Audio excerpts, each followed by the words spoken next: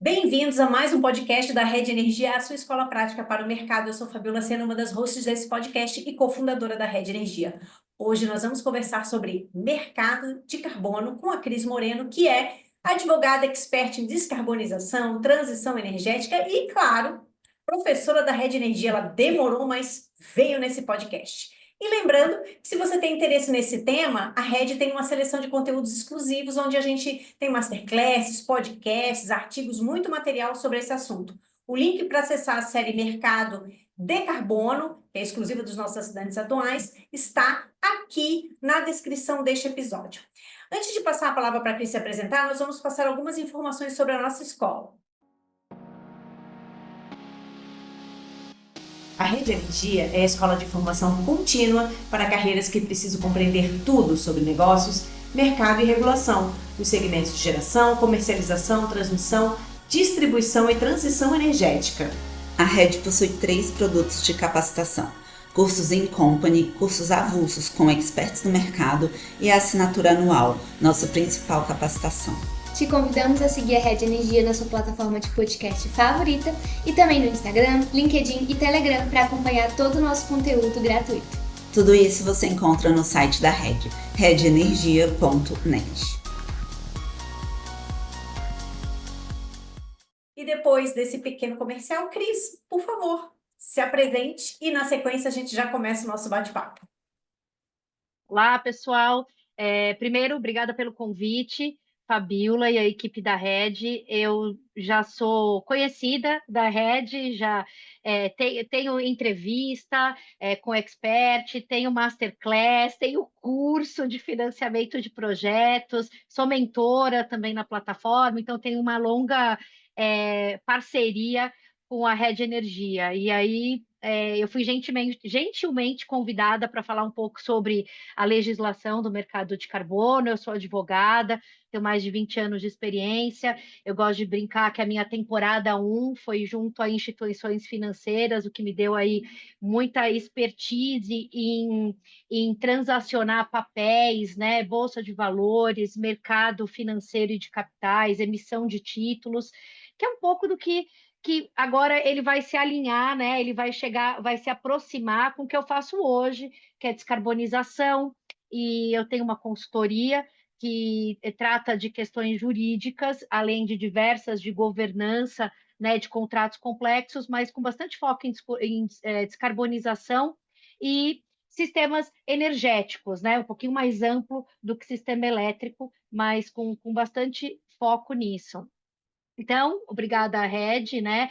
A intenção aqui não é esgotar o tema, tá? A intenção é a gente trazer luz para o que a lei, que era uma lei muito esperada, trouxe para o nosso mercado. Então, essa lei era esperada por quê? Porque, embora o Brasil e as empresas conseguissem participar do que a gente chama de mercado voluntário, ainda faltava o mercado regulado, né? E isso é o que daria robustez a esse mercado no Brasil. E aí eu percebo que muita gente me procura querendo entender, saber o que é o mercado, como se inserir nesse mercado, como rentabilizar esse mercado, porque a gente não pode deixar de fora de que as medidas de transição energética elas têm que ser economicamente viáveis, né? Então, a gente não pode esquecer que essa solução para redução de gases de efeito estufa é para isso que existe o mercado de carbono. Então, a gente nunca pode perder o porquê que esse mercado existe, tá? A medida de redução ela é urgente e necessária, mas ela precisa ser viável, né? Porque os setores que precisam descarbonizar, e há setores que precisam descarbonizar mais do que outros, né? Então, o que a gente chama de hard to abate, que são setores de emissão intensiva, normalmente também de consumo energético intensivo, tá? Para esses setores especificamente, você tem um desafio, né? Porque essas empresas elas vão precisar mudar a forma que elas atuam, a operação, elas vão precisar inovar, criar novos mecanismos, novas tecnologias. Então, eu também acho que é um momento muito propício para o mundo desenvolver novas tecnologias. E a gente vê em alguns estudos, né, o salto que as novas tecnologias estão dando, e muito por conta dessa evolução e das metas de redução de gases de efeito estufa. Então, dada essa introdução, acho que é importante aqui passar um pouquinho dos pontos essenciais, né? Então, a primeira coisa, dia 12 de dezembro de 24, o presidente Lula sanciona sem vetos o projeto de lei. Então, ele vira uma lei que é a 15.042 de 2024, que cria o que a gente chama de SBCE. Então, vê que é uma sopa de letrinhas, mas o SBCE é o Sistema, né, brasileiro de comércio de emissões de gases de efeito estufa, né? E esse sistema é o que a gente chama de mercado regulado de carbono, e ele traz regras mais claras para o mercado voluntário. Na verdade, ele cria e traz a regra, então, a forma de atuação, como vai ser a governança, a fiscalização disso. Também acho que é importante a gente falar que no processo de redação dessa lei houve algumas críticas, né, do mercado e da sociedade civil mesmo, né, quanto à inserção do mercado voluntário dentro da legislação que tratava do mercado regulado, né? Então, acaba ficando numa leitura menos atenta, a gente pode confundir o que que é mercado regulado e o que que é mercado, o que que é exclusivamente mercado regulado e o que é mercado voluntário, tá? Então, isso pode causar algum ruído. Outra coisa também que foi amplamente discutida e divulgada é a retirada do setor do agronegócio, né, das fontes primárias do agro, da lei.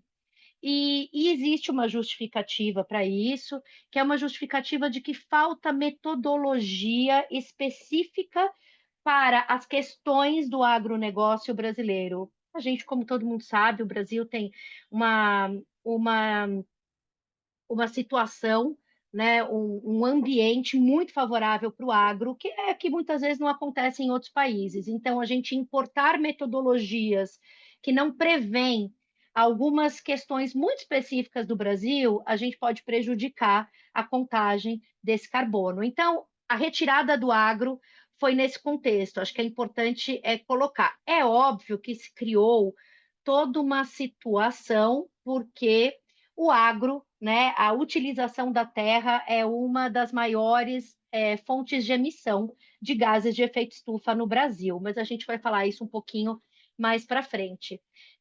Esse mercado tem muita expectativa, muita gente espera fazer dinheiro com ele, né, falando de forma muito clara, só que ainda a gente não sabe como esse mercado vai se comportar, porque tem toda uma série de regulamentações a serem feitas. Então, é isso um pouquinho do que vai ser tratado hoje. Então, eu acho que é o que é o mercado de carbono, como ele funciona, como o Brasil estruturou o mercado por meio do Sistema Brasileiro de Comércio, a diferença entre os CBS e os CRVS, que a gente vai falar, né, que são os dois ativos, um do mercado regulado, um do voluntário, como esse modelo se compara brevemente com alguns modelos internacionais e como ele se conecta com o Acordo de Paris e com as metas de descarbonização do Brasil, e o impacto do setor aí, do setor que a Rede navega de braçada, que é o setor de energia e energético um pouco mais amplo, com as oportunidades que podem surgir para o país por conta da regulamentação desse mercado.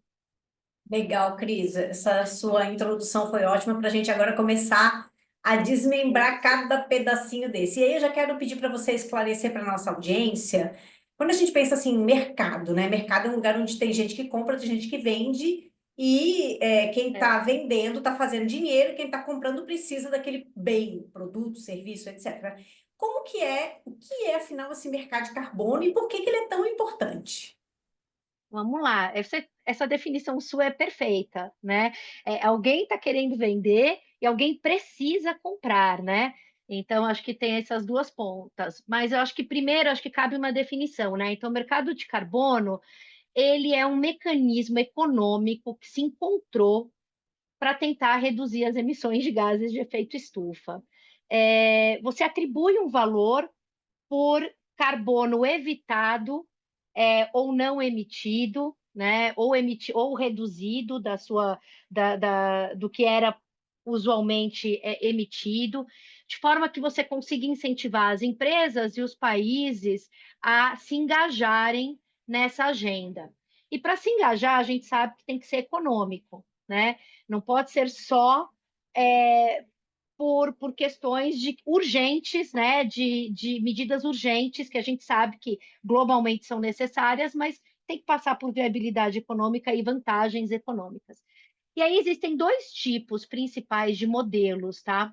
Que normalmente são aplicados, né, globalmente. Ou é o modelo cap and trade, ou é o modelo de tributação.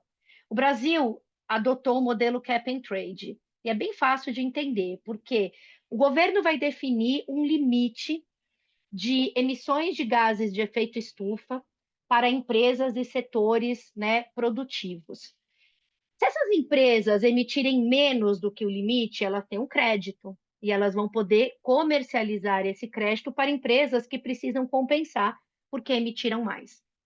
Então, isso de forma tenta trazer um equilíbrio, né? E é exatamente onde se insere o mercado, né? Alguém fez a sua lição de casa muito bem e gerou créditos, e alguém, ou porque não consegue descarbonizar, e aí a gente tem os setores, os hard to abate, que eu comentei na introdução, né? Os de difícil descarbonização, ou setores que ainda precisam evoluir as suas tecnologias para chegar, tudo isso leva um tempo, né?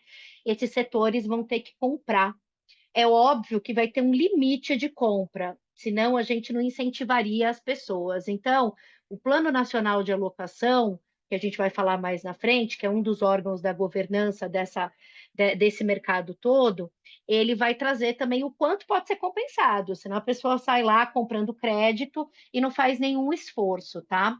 Então, o cap and trade ele acaba sendo um sistema que visa a redução, mas permite de forma controlada a compensação. E esse é o sistema que o Brasil adotou. A gente tem um outro sistema que o Brasil não adotou, que é a tributação de carbono. A Suécia usa esse sistema, o Canadá. Então, cada tonelada de CO2, ela é emitida, ela é taxada. Então, quanto menos você emite, menos taxação você tem. E as empresas são obrigadas a pagar um valor fixo, né, por suas emissões. A gente acredita que no Brasil a adoção do modelo cap and trade ela vai permitir um controle maior das emissões, porque esse de tributação ele fica meramente econômico, as sanções. Eficiente, porque quando mexe no bolso continua sendo eficiente, tá? Mas o cap and trade ele permite um controle das emissões, porque cada setor vai ter uma meta e garantindo então que essas emissões sejam gradualmente reduzidas, tá? É isso. Tá. Cris, deu para entender o controle, acho que você explicou super bem. Agora sim, né? A gente sabe que toda metodologia, todo modelo, tudo aquilo que se adota também tem desafios. Tem Sim. algum desafio desse modelo cap and trade que o Brasil decidiu adotar, ou a gente está tranquilo, céu de brigadeiro, é adotar um modelo e esquecer? Não. A gente, assim, como vantagem, tem essa questão do controle direto do quanto vai ser emitido. Isso cria também uma certa flexibilidade para as empresas, né? Porque elas vão poder negociar, os créditos vão virar dinheiro. Então, você incentiva a empresa a ser eficiente na redução das emissões, né? Você tem, é óbvio, né, um incentivo à inovação, tecnologia limpa e tudo mais. Mas, na contrapartida, para a gente implementar tudo isso, vai ter um período. A lei, ela está posta, mas você tem um período para se criar as metas, depois um período de adaptação das empresas, depois outro período. Ou seja, no final, esse prazo total, com as extensões possíveis, pode levar até uns 5 anos, tá? Para a gente ter a regra clara. Então, o mercado de cap and trade ele precisa ser muito bem regulado e ter as regras claras desse jogo, tá? E isso é complexo. Então, ele é mais complexo do que você ir lá tributar. Lógico, eu não estou minimizando a complexidade da tributação. Ele é complexo, você precisa criar as regras, você precisa criar o sistema de como você vai monitorar isso. E a gente tem a questão do mercado em si, de volatilidade dos preços. Como esse mercado vai se comportar? A gente não tem como saber ainda. Então, isso gera uma incerteza. Imagina que a empresa que precisa comprar tenha que comprar um crédito extremamente caro, porque a gente não sabe quanto vai ter de oferta desse crédito no mercado. E aí a lei da oferta e da procura, Aí né? eu ia perguntar Simples assim. justamente isso, Cris. É um mercado regulado, mas o preço não é regulado, o preço é Não. livre. Explica um pouquinho o que está por trás dessa regulamentação, como que o Brasil estruturou esse mercado, como que funciona. Vamos lá. Então, a lei, né, que ela cria o Sistema Brasileiro do Comércio de Emissões, e aí tem dois setores. Lembra que eu falei lá que algumas pessoas, algumas entes da sociedade civil, gente que já trabalha com o mercado voluntário, falou: poxa, por que colocamos na mesma lei questões do mercado voluntário? Será que isso é bom ou ruim? Mas eu acho que aos poucos vai ficar claro para todo mundo, né, como materiais como esse, o que é regulado e o que não é. Então, quando a gente fala do Sistema Brasileiro de Comércio de Emissões, que é o SBCE, a gente está falando de mercado regulado e de mercado voluntário. O mercado regulado é aquele para empresas, e agora eu vou ler, porque está no artigo da lei, que emitem mais de 10 mil toneladas de CO2 por ano. Tá? Essas empresas devem relatar suas emissões e, se ultrapassar o seu limite, comprar crédito. Então, se você tem uma empresa, um negócio, você emite mais de 10 mil toneladas, você vai fazer parte, né, do mercado regulado necessariamente. Você vai ter que seguir essa norma, você vai ter que seguir esse teto de emissões que vai ser determinado pelo governo, pelos órgãos de governança que a gente vai ver lá embaixo. No mercado voluntário, empresas e indivíduos, eles desejam neutralizar suas emissões. Então, eles podem comprar créditos no mercado voluntário de projetos ambientais, né? Esse é um mercado que já está bastante consolidado, né? Então, inclusive, agentes brasileiros compram, emitem créditos, e a gente tem algumas instituições internacionais que validam esses créditos, né? Então, você tem algumas metodologias, você tem metodologia da Verra, da Gold Standard, que vai pegar todo aquele projeto e vai atestar que houve uma redução para criar um crédito e ser comprado. Aqui é a mesma coisa, só que são créditos, né, com cunho mais ambiental. E é isso. Tá. Tem mais Cris, alguma pergunta, Fabi, da história do não, regulado? não, eu Tá. acho que era isso mesmo que eu queria saber.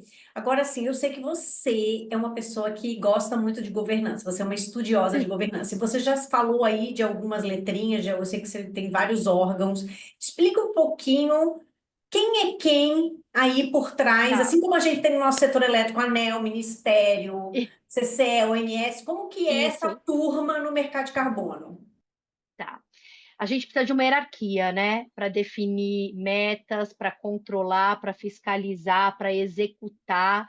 Então, toda uma estrutura para fazer isso, né? Então, a primeira estrutura, que é a superior, né, ela é um órgão de maior, que é o principal órgão, o mais importante, né, o que está no topo da cadeia, de maior autoridade nesse sistema de comércio, e ele é responsável por dar as diretrizes e as políticas climáticas, as diretrizes estratégicas. É um pouco como pensar como a NDC, né, aquele compromisso que o Brasil, que os países fazem, de redução das metas, de redução de emissão do país, né? Então, cada país que é signatário do Acordo de Paris, ele tem essa meta. Só que para cumprir a meta, você precisa que os setores, né, do país também reduzam, né? Então, você precisa incentivar essa redução. Esse órgão chama Comitê Interministerial sobre Mudança do Clima, então é o CIM. Esse é o órgão que vai definir essa estratégia, vai olhar para como funciona o mercado, trazer as políticas climáticas. Quem forma esse órgão, né? Uma série de representantes de diversos ministérios, tá? De forma que você garanta esse alinhamento com a política ambiental, com as metas, né, divulgadas pelo país de redução de gases de efeito estufa e até de questões econômicas, né? O que é viável, o que não é. E a função principal desse órgão é regulamentar e supervisionar as ações de um outro órgão que está embaixo dele. Então, aí, quem conhece um pouquinho de lei sabe, né? Você tem Constituição Federal, leis, né? E assim você tem toda uma hierarquia, decretos, né? Que vai, quanto mais baixa a hierarquia, mais executiva, mais no detalhe, né? Então, é sempre quando a gente fala no quem está no topo da pirâmide dá a estratégia, dá o direcionamento. Então, é o SIM que vai fazer isso. Depois, o SIM vai controlar o órgão gestor do sistema. Esse órgão ele vai administrar e fiscalizar esse mercado regulado. Aí aqui, ó, a gente não está falando do mercado voluntário, mas estamos falando do mercado regulado. Então, ele é a entidade executiva que vai aplicar as normas, as diretrizes, não é nem normas, do SIM. Então, o SIM vai falar: olha, tem que ser dessa forma, ele vai traduzir isso e vai dar uma norma e uma forma de fiscalizar o mercado. Então, ele vai definir regras mais operacionais, ele vai supervisionar as transações, ele vai monitorar as emissões, ele vai aplicar sanções quando tiver alguma coisa em desacordo. E aí, a função desse órgão gestor também é coordenar o plano de alocação, que a gente chama de PNA, que é o Plano Nacional de Alocação, e é quem estabelece a distribuição das cotas brasileiras de emissão, ou seja, CBS. É quem vai virar e falar assim: olha, a indústria metalúrgica pode emitir tanto CBS. É ele que vai fazer isso. E ele vai regular, e aqui vai entrar o mercado voluntário, ele vai regular o uso do CRVE, que é o certificado de redução, tá? Então, uma é certificado de emissão e outra é de redução, ou remoção, né? Então, ele também vai regular o uso desses certificados dentro do mercado regulado. E ele vai também fazer a supervisão de um comitê técnico permanente. E esse comitê técnico, ele é um órgão de assessoramento técnico mesmo, feito pela a sociedade civil, pela academia, setor produtivo, que é para trazer essas normas mais para o dia a dia. Ele tem função de recomendação, ele não tem função, ele não delibera sobre nada, então ele só tem uma função ali de influenciar ou dar tecnicamente, né, a sua opinião sobre o que está acontecendo, tá? Quando a gente fala de PNA, é importante ficar claro, né, que é ele que define os limites de emissão dos setores, mas quem regula ele, quem supervisiona ele é o órgão gestor. Então, é super importante, né? Então, a distribuição desses CBS, ela pode ser de forma gratuita ou por leilão, e ele que vai estabelecer também isso. E também ele estabelece qual é o percentual máximo que você pode usar de certificados de remoção para as operações de mercado voluntário. Porque lembra aquilo que eu comentei no começo? Não dá para tudo que passou a gente sai comprando no mercado e está tudo certo. Não é bem assim, tem um limite de quanto você pode comprar no mercado. Então, de forma geral, para não ficar muito complexo. Sim, Conselho Interministerial, órgão gestor que controla o Plano Nacional de Alocação e tem a opinião do comitê técnico. Então, essa estrutura ela é feita para dar o quê? Transparência, ter fiscalização, para dar credibilidade para o mercado, mas vocês concordam que ela é uma estrutura robusta e ela precisa ser criada, e ela ainda não foi criada. Então, aí é que a gente está nesse momento. Legal, Cris. Quando você explicava, o órgão gestor me fez lembrar um pouquinho CVM. Não sei se tem aí um certo parentesco, é inspired em CVM. Sim, Uma sim, tem coisinha, sim, né? Tem um gostinho tem. CVM nele, né? Pouquinho. Até porque esses créditos, esses certificados, se quando eles forem transacionados dentro do mercado financeiro, eles vão ter que ter o mesmo rigor de títulos da CVM. Se for entre pessoas, né, sem essa intervenção do mercado financeiro, o mercado de capitais, não tem problema. Agora, se você quiser transacionar isso, colocar dentro de um fundo de investimento, né, fazer estruturas mais complexas, você vai ter que seguir as regras da CVM. Ele é um misto, assim, ele é um pouco CVM, não é, mas ele é um misto. Você não Legal. está errada, não.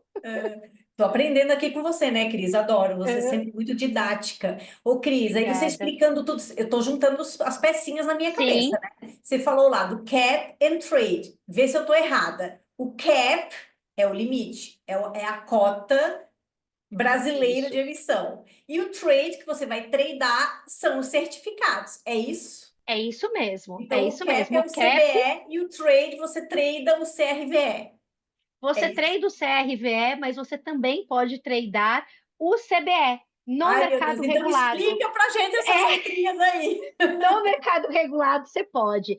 Vamos lá, o que que é o CBE, né?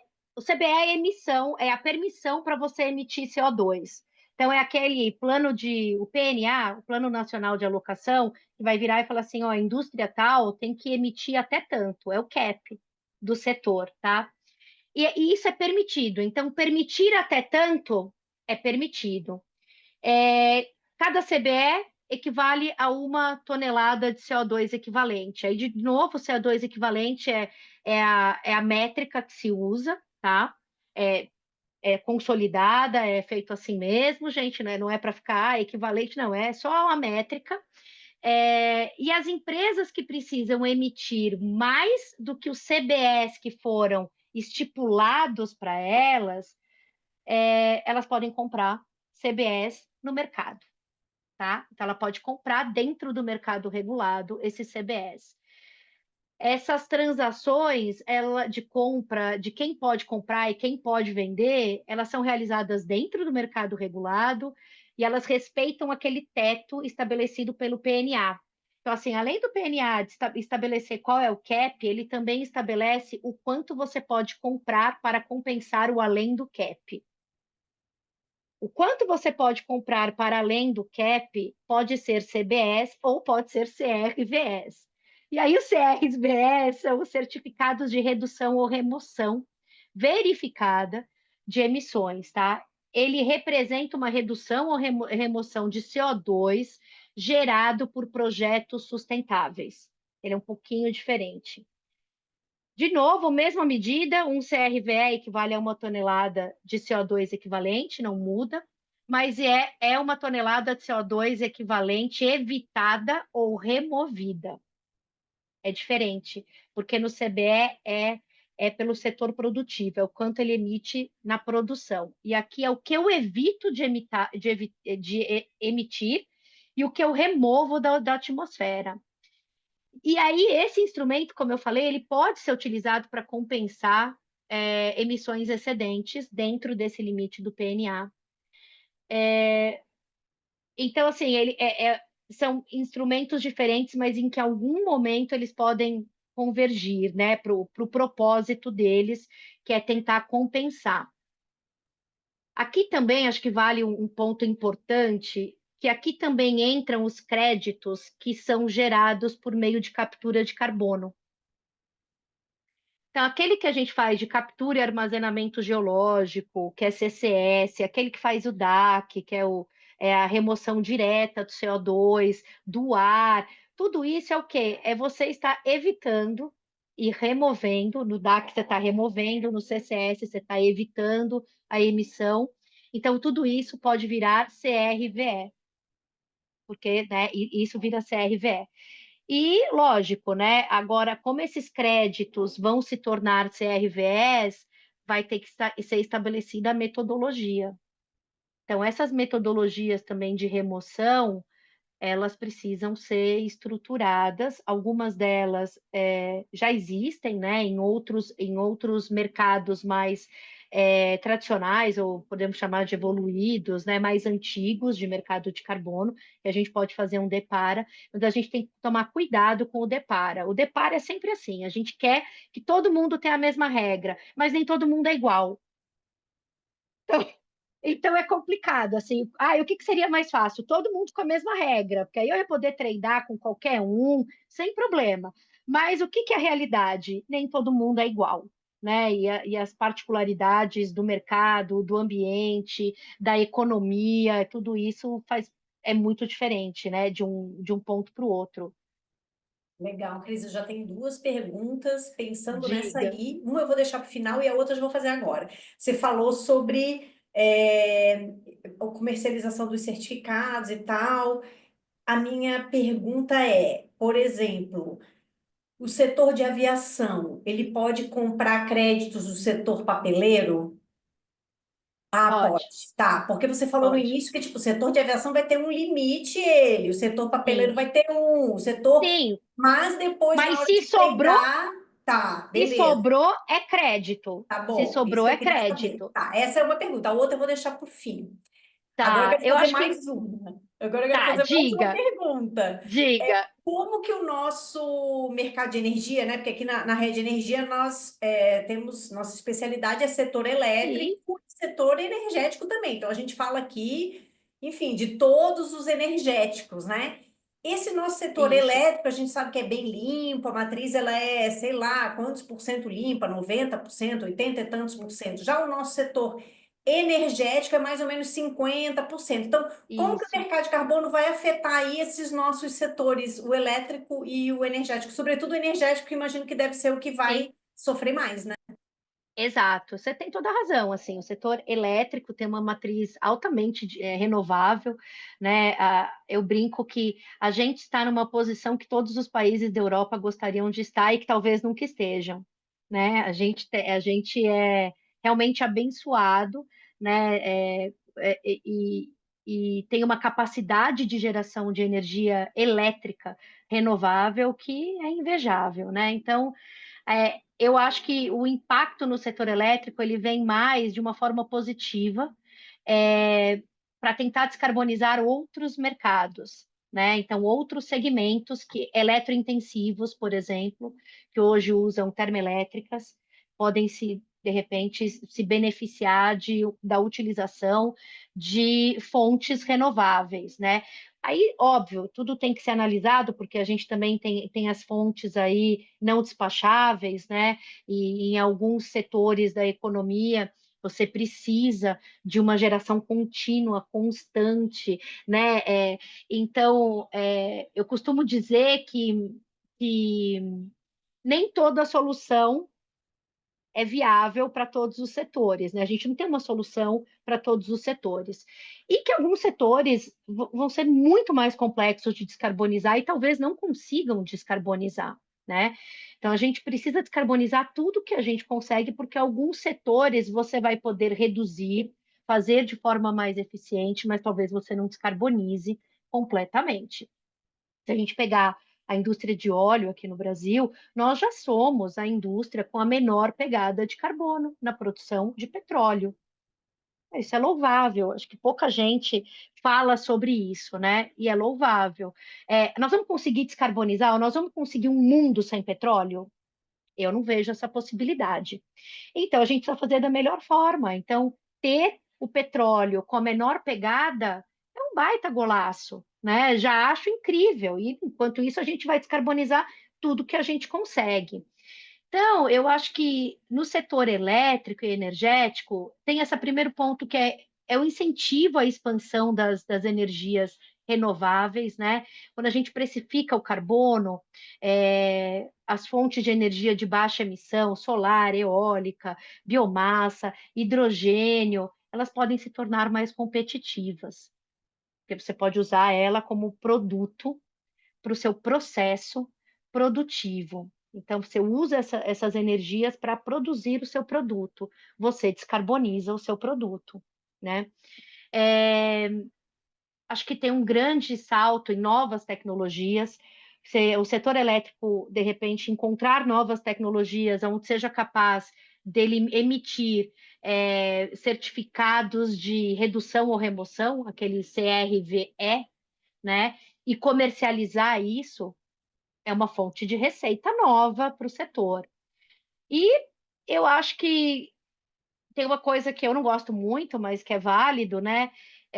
Que é a gente exportar, né, os créditos de energia gerados por essa descarbonização do setor. Acho que a gente pode privilegiar a indústria nacional, né, sem exportar a commodity e transformar isso em produto verde. Acho que tem pessoas que falam muito melhor sobre isso do que eu, como a Rosana, mas eu acho que o caminho é por aí, de incentivo. Acho que tem Legal. um ponto importante que é o desestímulo das térmicas, das termoelétricas fósseis. Não sei se a gente vai conseguir eliminar as pobrezinhas, mas a gente vai incentivar, né? Então, a redução da utilização de termoelétrica a carvão, óleo, diesel, porque elas vão ter um custo adicional, que elas vão ter que comprar certificados CBS ou CRVS para atingir e compensar as emissões delas. Então, ela vai acabar se tornando, né, o que a gente entende que ela vai acabar se tornando uma fonte mais cara, tá? Isso pode acelerar aí a extinção dessas usinas fósseis, ou então um mercado, a utilização dela para mercados muito específicos, tá? E a longo prazo, isso pode acelerar pela necessidade de evitar gastos excessivos com crédito de carbono, porque vão ter que comprar bastante, provavelmente. E aí a gente tem esse comentário que eu faço sobre o produto verde, eu acho que é algo que a gente tem que ter muito em mente, o que que a gente quer como país, né? É commodity ou produto verde, porque a gente pode atrair investimento por conta da nossa matriz tão renovável, né? E a gente pode eletrificar muita coisa, eletrificação industrial, não estou nem falando de frota, tá? Eu acho que a questão de frota passa por um outro processo, mas a gente pode eletrificar algumas questões industriais. Tem hidrogênio verde, né? Eu acho que a tecnologia vai avançar de forma que o hidrogênio seja mais viável do que ele é hoje. Acho que tem todo, né? Que esses setores eles vão poder gerar muito crédito, né, de redução. Agora, o impacto negativo é aumento das termoelétricas, do custo dessas termos, né? E isso pode gerar um aumento no preço dos consumidores, se a gente não tiver como substituir isso no mesmo momento. E transformar esses setores intensivos em energia dependentes de certificados, da compra de certificados, né? Então, e aí isso causaria aí um aumento substancial, né, do preço do certificado no mercado, que é um dos impactos negativos também do sistema cap and trade, né?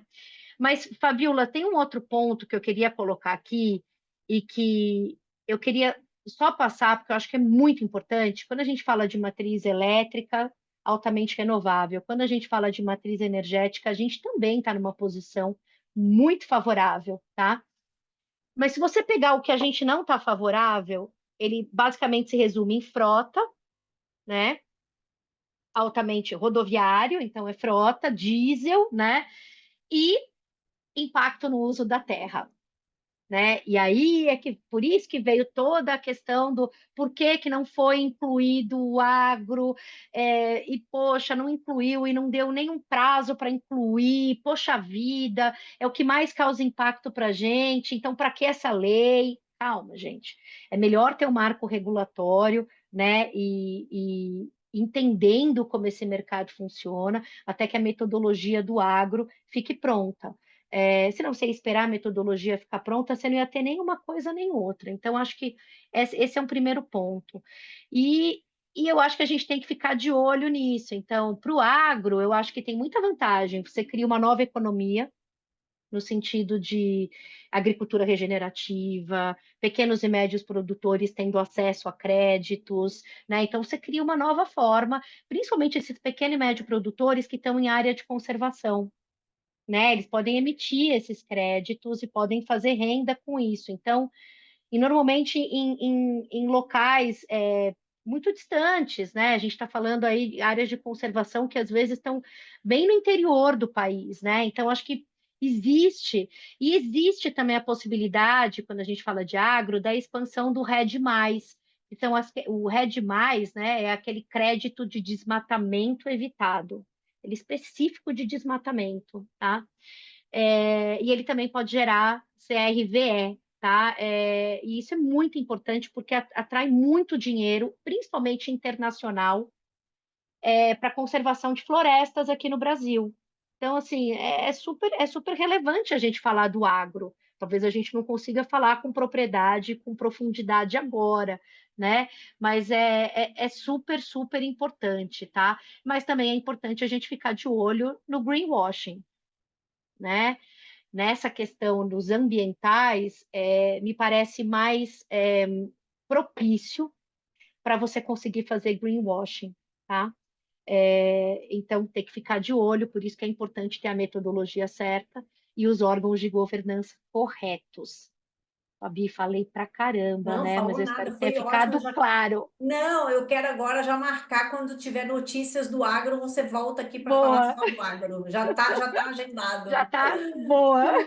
Ô, Cris, agora eu vou pegar o gancho daquela minha pergunta que eu tinha falado que eu tinha Sim, duas, uma eu fiz. Que daí eu perguntei, por exemplo, o setor de aviação pode comprar do setor papeleiro? Você falou, pode, se tiver sobra, pode. Agora vem a minha pergunta.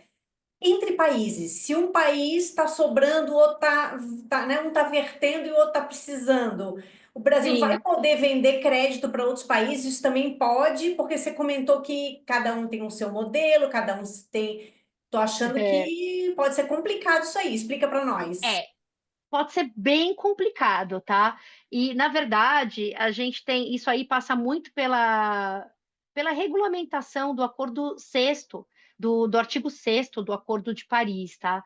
Esse artigo sexto ele fala exatamente dos critérios, das emissões de crédito, né? E, e ele tem lá o 6.1, 6.2, 6.3, ele vai destrinchando, né? Então, esses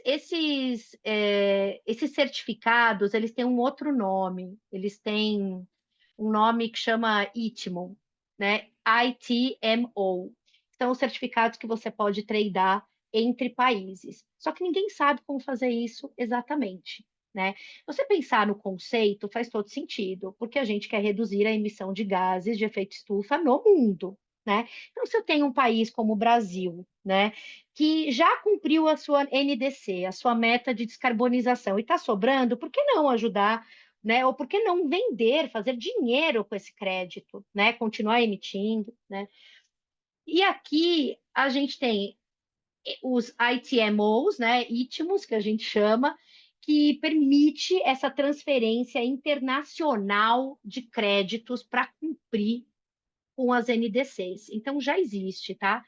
É, os países compradores, deixa eu ver como que eu vou falar isso, ele contabiliza na sua meta climática. Então, eu compro esse crédito de carbono que tem esse nome que eu falei, ITMO, eu compro, e eu contabilizo na minha NDC, tá? E aqui eu estou falando de créditos entre países. Então, acho que é importante a gente fazer essa distinção, tá? Qual que é o grande problema? Como que a gente vai garantir, com metodologias diferentes, que não haja dupla contagem? E esse é o maior problema de desafio de governança. Como que eu atesto que, primeiro, esse crédito é um crédito mesmo, de redução ou remoção, né? Que ele está sobrando e que ele vai para o outro, mas eu não vou continuar contabilizando ele aqui. Como é que isso vai ser feito? Vai ser um sistema único pela ONU? Não vai? Quem vai gerenciar isso, né? Então, é um grande desafio, né? Mas assim, como exemplo, é exatamente o que você falou. Imagina que o país A não conseguiu atingir a sua meta NDC. Ele pode comprar esses créditos de carbono internacionais de um país B que tem excedente, né? Então, tem excedente porque fez reflorestamento, porque utilizou mais energia renovável, ele tem excedente. Então, é entre países. Aí, quando você pega o artigo 6.4, ele trata do mecanismo global de créditos de carbono, que ele fala que é um mercado global de carbono. Então, pessoas tradando globalmente. É supervisionado pela ONU para projetos que reduzam emissão. Aí, aqui entre empresas. Empresas e países podem desenvolver projetos sustentáveis e vender esses créditos. para qualquer participante desse mercado global. Isso aí foi para substituir o mecanismo de desenvolvimento limpo que foi do Protocolo de Quioto, né? Então, quando foi feito o Acordo de Paris, isso veio para substituir esse mecanismo, que foi algo também que não conseguiu ter tração na época, né? E aí, por exemplo, vamos dar um exemplo aqui. Uma empresa no Brasil desenvolve um projeto de energia renovável e vende créditos de carbono para países europeus que precisam compensar a emissão. Aí eu tenho cooperação não mercadológica, que é o artigo 6.8, que prevê parcerias. Parceria internacional sem transação com créditos. Mas o que é isso? É o financiamento climático, transferência de tecnologia, é disso que a gente está falando. Então, é ideal, e a gente vê isso muito no Brasil, né? Os noruegueses vindo aqui comprar créditos de fundos que têm papéis, né, de reflorestamento, vê muito isso aqui. Então, é ideal para países que querem apoiar ações climáticas, mas sem se envolver exatamente no mercado de carbono. Então, vai financiar alguma coisa. A gente sabe que o Banco Europeu tem uma linha específica para financiamento, né? Então, aqui, por exemplo, um país europeu, a Alemanha, por exemplo, né, pode financiar um projeto de reflorestamento no Brasil. Como cooperação ambiental, ele nem compra esses créditos, mas como cooperação ambiental. Então, isso também está previsto num dos subitens do artigo 6º do Acordo de Paris. O que acontece nesse artigo 6º? COPs e COPs falando sobre ele, tá? Difícil de você criar a estrutura para acontecer isso. Então, no plano das ideias é isso que tem que acontecer. Como que a gente vai fazer? É a discussão. Como que a gente vai regular? É a discussão. Como que a gente vai controlar? É a discussão. Como que a gente vai dar certeza que esse é um crédito único, né, que não está tendo dupla contagem? Também é um ponto.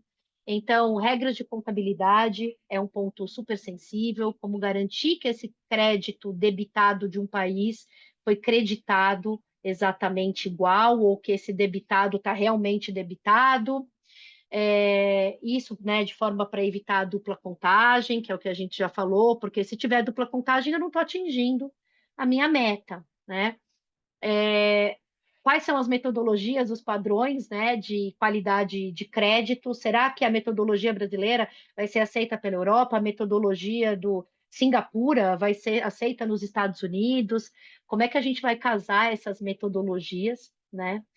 É óbvio que quando a gente cria uma metodologia, você tenta criar ela o mais próximo possível do que já existe em outros países. É igual quando você cria taxonomia, né? Você tenta usar o mesmo bordão, o mesmo jargão para não ser muito diferente e impactar. Aqui é a mesma coisa. Isso nem sempre é possível, né? Então, esse é um desafio. E a inclusão do setor privado. Empresas poderão, de repente, negociar os ITMOs ou só os governos? Como é que fica isso, né? Então, esses são os desafios, né, desse artigo 6º e desses créditos internacionais. Quando você pensa do lado das oportunidades, né, o Brasil tem uma chance absurda de exportação de crédito de carbono, principalmente do CRVS, né, no mercado voluntário, e também de ITMOs, né, esses que são do mercado regulado, mas que fazem parte aí da redução da NDC brasileira.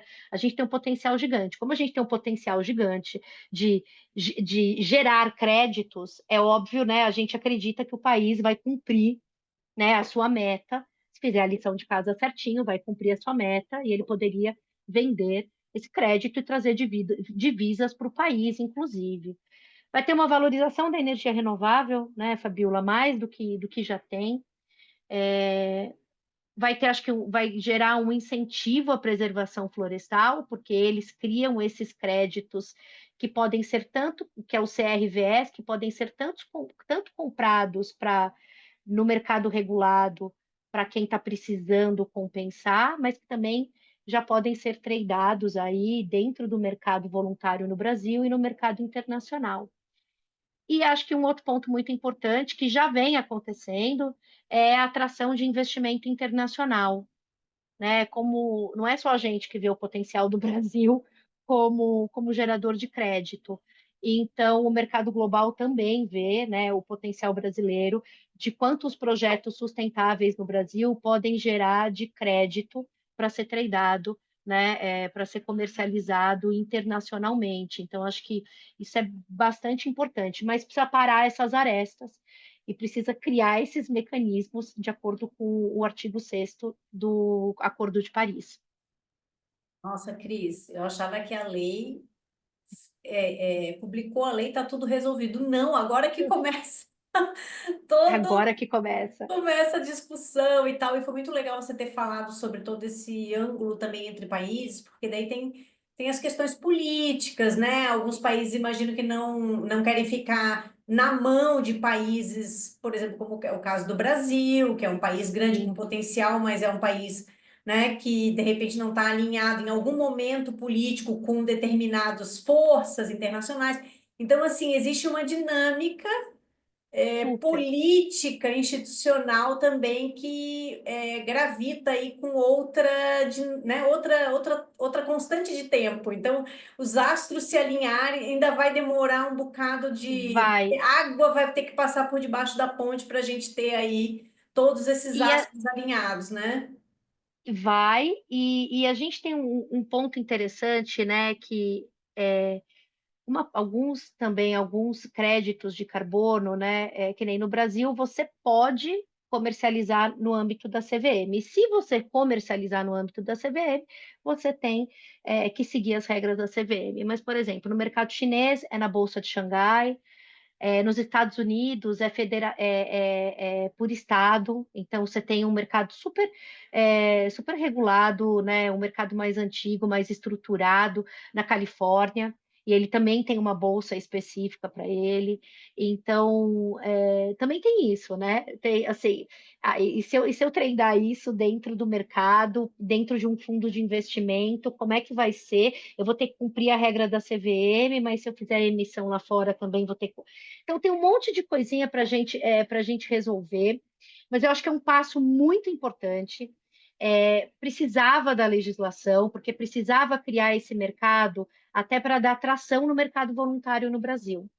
Porque o que acontece com o mercado voluntário também, né, Fabiola? Como é um mercado muito atrelado às questões ambientais, o estrangeiro vem aqui e fala assim: ah, não, ó, essa área é desmatada. Aí você fala: não, não é desmatado, né? Isso aqui é desmatamento legal. Eu peguei isso aqui, eu replantei em outro lugar. Ah, não, não, não, isso é desmatado para mim.